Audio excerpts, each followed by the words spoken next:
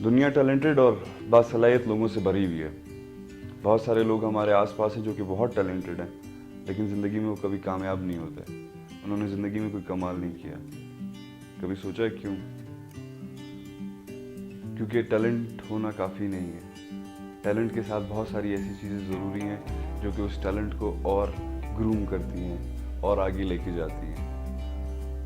उसमें सबसे पहली चीज़ अब मेंटली और इमोशनली खुद को बेहतर बनाना, और इतना बेहतर बनाना कि इंसान वर्ल्ड क्लास बन जाए, और वर्ल्ड क्लास बनने के बाद उन 95% लोगों में आ जाए जो दुनिया में कुछ कर सकते हैं, कुछ बन जाते हैं और उनके नाम हमेशा दुनिया याद रखती है। लेकिन वो 95% लोग कभी शिकायतें नहीं करते हालात से, वाक़यात से, और शिकायत करने वाले कभी कामयाब